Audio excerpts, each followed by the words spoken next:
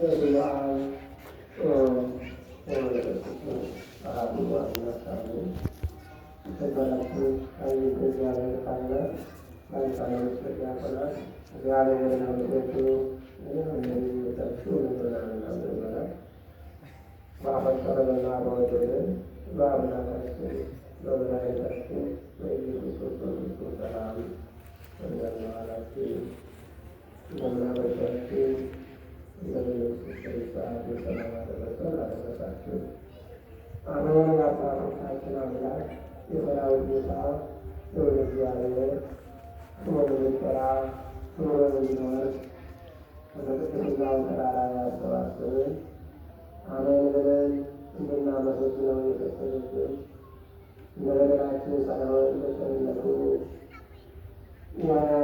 ወደ አውደ ምሕረቱ ያሰባሰበን የአባቶቻችን አምላክ የንስሐ ዘመነ ንስሐ ያደለን ስም አጠራሩ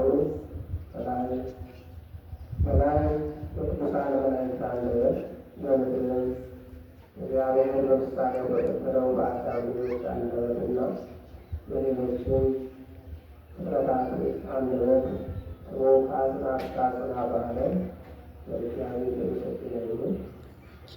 እማ አምላክ ወላዲተ አምላክ አባሪተ በዓል ጻድቀ ነቢያት እግዚአብሔርን ያየንባት የመዳን ምክንያት እናታችን ድንግል ማርያም ስሟ ከፍ ከፍ ያለ የተመሰገነ ይሁን። እግዚአብሔር እኔ ቅዱስ ነኝና እናንተ ቅዱሳኑን ሆኖ የቀደሳቸው ቅዱሳን እንዲሁ በአማላጅነታቸው አይለዩን። እግዚአብሔር እንደፈቀደ እግዚአብሔር እንደተገለጠ የመንበረ ቅዱስ ቃል በማቴዎስ ወንጌል ምዕራፍ 2 ከቁጥር 9 የሚገኘው ቅዱስ ቃል በማንሳት ይሆናል ማለት ነው። ያው ቅዱስ ቃል ወተመርሖሙ ወአንጽሖሙ ውስተ ቤተ እግዚአብሔር ወሰኑ እየመራ ሕፃኑ ካለበት ቦታ ደረሳቸው ነው። ለቅዱስ ቃሉ የቃሉ ባለቤት አምላካችን መድኃኒታችን ኢየሱስ ክርስቶስ በእግዚአብሔር የተመሰገነ ነው። ለእኔ የምናገርበትን አንደበት ለእናንተ የምትሰሙበትን ልቦና በአምላካዊ ሲሆኑ ለሁላችንም ያድርግልን። እንግዲህ የቅዱስ ቃል ማቴዎስ የጻፈው ነው። እግዚአብሔር የተጣሉ እግዚአብሔር ያስተማራቸውን እግዚአብሔር የነገራቸውን ቃል በቃል አባቶቻችን ሐዋርያት ጽፈዋል። መጀመሪያ የተጻፈው የቅዱስ ማቴዎስ ወንጌል ነው እና ወንጌላዊ ቅዱስ ማቴዎስ ኮከቡ እየመራ ሕፃኑ እስካለበት አደረሳቸው። ኮከቡ እየመራ ሕፃኑ እስካለበት ድረስ አደረሳቸው። እንግዲህ መድኃኔ ዓለም ኢየሱስ ክርስቶስ ከተወለደ በ2 ዓመት ከሆነ በኋላ ወይም እንደተወለደ 70 ሰገል መጓዝ ጀመሩ ይላል። 70 ሰገል ማለት የጥበብ ሰዎች ከሩቅ ምስራቅ ተነስተው የኢትዮጵያዊ ንጉሥ አብረው ሆነው እግዚአብሔርን ልደት እግዚአብሔርን ለማየትና የእግዚአብሔርን ልደት በቅርቡ ለመረዳት ወደ ቤተልሔም ወደ ምድረ እስራኤል ገሰገሱ ነው። በዚያን ጊዜ የሚጓዙበት ባቡር ተሽከርካሪ ወይም አውሮፕላን አልነበረ። ይህ ጉዞ ነበር እና ለ2 ዓመት ያህል ሲጓዙ እግዚአብሔር ወዳለበት አምላካችን ወደ ተወለደበት ኮከቡ እየመራቸው ሕፃኑ እስካለበት አደረሳቸው። ኮከቡ እየመራ መድኃኔ ዓለም ኢየሱስ ክርስቶስ ሕፃኑ እስከተወለደበት ቦታ አደረሳቸው። በዚያም ገብተው ለሕፃኑ እጅ መንሻ ሰጡ ይላል። ወርቅ፣ ከርቤ፣ ዕጣን ሰጥተውለት አቀረቡለት። ይህ መድኃኔ ዓለም ኢየሱስ ክርስቶስ እንደሚወለድ አባቶቻችን ነቢያት ተናግረዋል። ነቢዩ ኢሳይያስ ድንግል በድንግልና ትጸንሳለች ስሙንም አማኑኤል ትለዋለች ብሎ ተርቧል። ሌሎቹ እነ ሚክያስ አንቺ ቤተልሔም የኤፍራታ ዕቃ ሆይ ሕዝቦችሽ እስራኤልን የሚጠብቅ ንጉሥ ከአንቺ ይወለዳል ከይሁዳ ነገሥታት አታንሽም ብሎ ነቢዩ ሚክያስ በመንፈስ ቤተልሔም ተናግሮላታል። ቤተልሔም በኤፍራታ ባዶ ሆና በስደት ተመልሶ ሲመጣ ፈራርሳ እንዳልሆነ ሆና ቆየች ይላል። ወደ ሌላ ቦታ ቆይቶ ሲመጣ እንዳልሆነ ሆና ሲያገኛት እንሆነሽ አትቀሪም፣ ንጉሥ ይነግሥብሻል አለ። የንጉሥ ይነግሥብሻል እንዳለ ለጊዜው ዘሩባቤል ነገሠ። በኋላ ግን ዋነኛው ንጉሠ ሰማይ ግን ኢየሱስ ክርስቶስ መንገሱ ነው።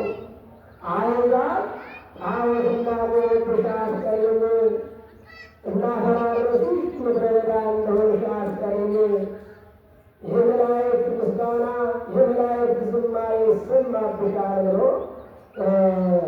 ነቢዩ ሚክያስ ተናገረ። ንጉሥ ይነግሣል እንዳለ ዘሩባቤል ነገሠ። ከዚያ በኋላ ግን በፍጻሜው በደህና ዓለም ኢየሱስ ክርስቶስ የሰማይና የምድር ንጉሥ ነገሠባት ይላል። ምድረ በዳ ሆና የነበረችው ጠፍታ የነበረችው ጣዖት ሆኖባት የነበረ ሰማያዊ ንጉሥ ተወለደባት ይላል። በዚያን ጊዜ የጥበብ ሰዎች የኢትዮጵያዊት ንጉሥ ሌሎቹ ሆነው እግዚአብሔር ወደተወለደበት በኮከብ እየተመሩ ሄዱ። ሄሮድስ ተነሳ። ምድራዊ ንጉሥ እግዚአብሔር አምላካችን ምድረ እስራኤልን ብቻ የሚመራ የሄሮድስን ስልጣን የሚቀማ መሰለውና ተነሳ። መጀመሪያ እስራኤል በጥበብ እንዲነግሩት አደረገ። ካህናቱ ሊቃውንቱን ሰብስቦ ሲጠይቅ ነቢዩ ሚክያስ የተናገረውን ትንቢት ነገሩት። በቤተልሔም ይወለዳል ተብሎ በነቢዩ ወይም በነቢዩ ሚክያስ ተነግሯል። ሊሆን ይችላል አሉ። ሰብአ ሰገልን የጥበብ ሰዎችን ደግሞ ቀረብ ብሎ ሲጠይቃቸው ኮከብ እየበራን መጥተናል አሉት። በኋላ ሰግዳችሁ ስትመጡ እኔ እንድሰግድለት እፈልጋለሁና ወደ ቤት ግቡ አላቸው። እርሱ ግን ጥበብ ይፈልግ ነበር። ምድራዊ ንጉሥ መስሎ እግዚአብሔርን ለማጥፋት ይፈልግ ነበር ሄሮድስ ይላል። ከዚያም በኋላ የእግዚአብሔር መልአክ በሌላ መንገድ እንዲሄዱ አዘዛቸው ይላል። ከሄሮድስ ተለይተው ወደ ሌላ ቦታ እግዚአብሔር ዘንድ ነስተው ሰግደው ከዚያ ለእግዚአብሔር ያመጡትን አምሃ ሰጠው ወደ ሀገራቸው ተመለሱ። እንዳልመጡና እንዳታለሉ ካወቀ በኋላ 2 ዓመት የሆናቸውን ሕፃናትና ከ2 ዓመት የሚያንሱ ሕፃናትን አሰባሰበ። እሸልማለሁኝ የሚገባውን ነገር ሁሉ አደርጋለሁ ብሎ ንጉሥ ነውና በግዛቱ ያሉትን በቤተልሔም እንዲሁ በገሊላ ያሉ ሕፃናትን 2 ዓመትና ከ2 ዓመት የሚያንሱ ሕፃናትን ሰባሰበ ይላል። ከዚያም በኋላ ከሰባሰበ በኋላ ግን በደህና ዓለም ኢየሱስ ክርስቶስ የ2 ዓመት ሕፃን ነው ተብሎ ስለተነገረ እዚያ ውስጥ ይገኛል ብሎ 14,000 ሕፃናትን በዚያው በሰይፍ አንገታቸውን አስቀምጦ ጨረሳቸው ይላል። እውነት እንደዚህ ካለ መከራ እግዚአብሔር አምላካችን ይሰውረን። ይህንን ነቢዩ ኤርምያስ ሲናገር በዚህ ቅዱስ ወንጌሉ በቁጥር 16 ላይ ነቢዩ ኤርምያስ እንደተናገረ ቃል በራማ ተሰማ፣ እልቅሶና ዋይታ ሆነ። ራሔል ስለ ልጆቿ መጽናናትን እያለች ልጆቿ በሕይወት የሉምና ይላል። ራሔልን አመጣ። እንዲህም በተደረገ በቤተልሔምና በምድረ እስራኤልም እንደዚያው ይሆናል። በግብፅ ባርነት ይኖሩ የነበረ ምድረ እስራኤልን ስናገር ነው። 430 ዓመት በባርነት ውስጥ ይኖሩ ነበር። በዚያ ውስጥ በጎ ፈርዖን ሞቶ ሌላው ጨካኝ ፈርዖን ተነሳና ወንዶቹ ወለዱ አንገታቸውን እየቆረጠ የሚገድል ሾመባቸው ይላል። ወንዶቹ ከበዙ ነፍጥ ያነሱብናል፣ ይጣሉናል፣ ይዋጉናል በማለት አንገታቸውን እየጎረፉ የሚጥሉ ወላጆቹ የሚቆጣጠሩ ሆኖባቸው በእስራኤል ላይ የግብፅ ንጉሥ ፈርዖን የግብፃውያን ነገሥታት ፈርዖን በሚባል ስም ይሰጣቸው ነበር። ከዚያም በኋላ ከዕለታት አንድ ቀን ራሔል የምትባል ምጥ ያዛት ሁለት የፀነሰች ወይም መንታ የፀነሰች ነበር ይችላል። ሴቶቹ ደግሞ ጭቃ ያቦኩ ነበረ። በባርነት ውስጥ ነበር የሚኖሩ። ወንዶቹ ተገለዋል። ከአባቶቹ ከአረጋውያኑ በስተቀር ወንዶች ሲወለዱ አንገታቸው እየተቆረጠ ነው የሚባለው እና ከዕለታት አንድ ቀን ጭቃ እያቦካች ምጥ ያዛት ራሔል እረፍት ልትጠይቅ አሰሪዎቿን ፈቃድ ልታገኝ አልቻለች። እንደገና ጠንክራ እንድታቦካና ትገረፍ ትተነተን ጀመር ይላል። ከዚያም በኋላ ልጆቿ ከዚያ ወደዱ፣ ተወለዱ። እገጫቸው እያለ ይገርፋት ነበር። የሰው ልጅ ጭቃውን ያጠነክረዋል፣ ምን ይለዋል በማለት የፈርዖናዊ ግዛት ወይም አሽከሮች ገረፏት፣ ደበደቧት። ልጆቿን ከጭቃው ጋር አብራ ወለደቻቸው ይላል። በዚያን ጊዜ ራሔል ምን አለች? ያለኑ ብዙ ሰማይ አምላከ እስራኤል አዶናይ ብላ አለቀሰች ይላል። በግብፅ ሰማይ ላይ የእስራኤል ጠባቂ እግዚአብሔር የለምን ብላ ዕንባዋን በእጇ ተቀብላ ወደ ሰማይ ስትረጭ ብልብል ጸባዖት የራሔል እንባ ደረሰ ይላል። የራሔል እንባ ወደ ሰማይ ወደ ሥላሴ ዙፋን ደረሰ። ከዚያን ጊዜ እግዚአብሔር አምላካችን የሕዝቦችን ጩኸት ሰማሁ የሚል ለሙሴ ቃል አናገረ ይላል። ሕዝቦቹን ለማውጣት እንዲያመልኩኝ በምድረ በዳ በዓል እንዲያደርጉኝ እፈልጋለሁ አለ እግዚአብሔር። የራሔል እንባ እስራኤልን እንዲያወጣ ነፃ እንዲያደርግ እግዚአብሔር ፈቀደ ይላል። እንግዲህ ራሔል መጽናናት አልቻለች። በሕይወት የሉምና ልጆቿ ይላል። ዛሬም በእስራኤል ላይ እንደዚህ ያለ ሆነ ይላል። በእስራኤል ላይ 14 ሕፃናት ሄሮድስ በስንት አስቀጣቸው። ወንዶችን ሰው በእውነት እንደዚህ ካለ ጥፋት ይዘ እግዚአብሔር አምላካችን ይሰውረን። አሁን እኛ ላይ እርስ በርስ ጦርነት አለ፣ አለመግባባት አለ፣ መገዳደል አለና እግዚአብሔር አምላካችን የሰላም አምላክ አስተማማኝ ሰላም ለሁላችን ያድለን። እንግዲህ እግዚአብሔር አምላካችን እርሱ የፈለጉትን በኮከብ እየመራ እርሱ ወዳለበት እርሱ ወደተወለደበት ወደ ከብት በረት አደረሳቸው ይላል። እግዚአብሔር አምላካችን የተወለደበት በረት ነው፣ በሰገነት ላይ አይደለም። እግዚአብሔር የቅዱሳን አምላክ እግዚአብሔር በኪሩቤል ጀርባ ከፍ ከፍ ያለው የተወለደ ዝቅ ካሉ እረኞች ከሚኖሩበት ነው። የማይገናኙ ተገናኙ። የሰማይ መላእክትና እረኞቹ ከሰው በታቸው ነው። ቅዱሳን መላእክት ከላይ ያሉ ናቸው። ከሰው በታች የተናሩ የመላእክት የሚፈራረቅባቸው ዝቅተኛ ህብረተሰቦች እረኞች ከመላእክት ጋር አብረው ዘመሩ። እግዚአብሔር አምላካችንን ልደት ናዩ። አባቶቻችን ነቢያት ትንቢት የተናገሩትን በዓይኑ ተመለከቱ። ተመልከቱ። እግዚአብሔር በፈቀደ ይመሰገናል። ወደዛ አይኖረ ባወቀው ልክ እግዚአብሔር ይመሰገናል። ዝቅ ባሉት መካከል እግዚአብሔር ይገኛል ማለት ነው።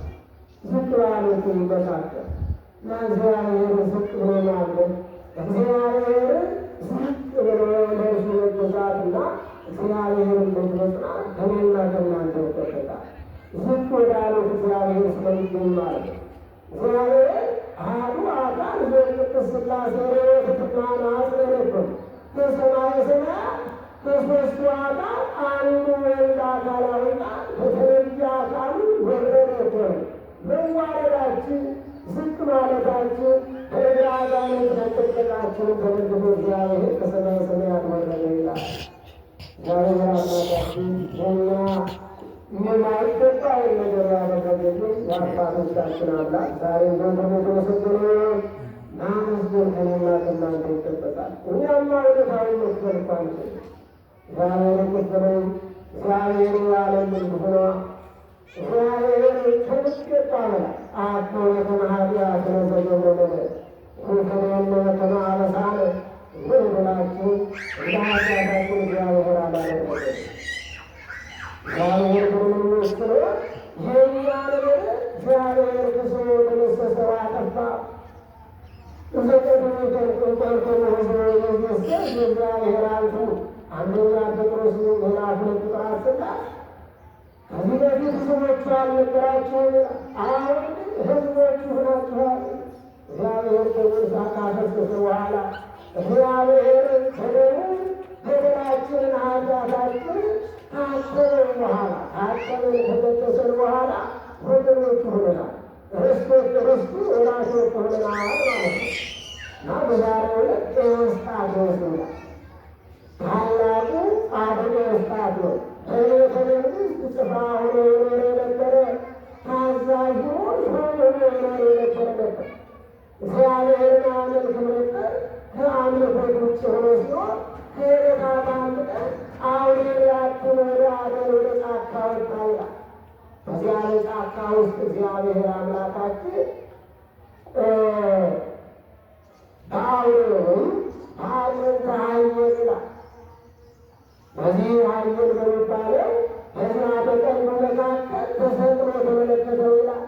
እግዚአብሔር አምላካችን የዓለምን በደል ለመሳት እግዚአብሔር አምላካችን የበደለኞቹ የእኔና የእናንተን ኃጢአት ለመደምሰስ በእንጨት ላይ ተሰቅሎ በዚያ በአውሬው በቀንዱ መካከል ተሰቅሎ ተመለከተው ይላል። ከዚያም በኋላ ይህን ተቀመጥ አለ። ወደ ኤጲስቆጶሳትና ተጠመቅ፣ እኔም አንተን ላድን ተሰቅያለሁ የሚል ድምፅ እግዚአብሔር አሰማው ይላል።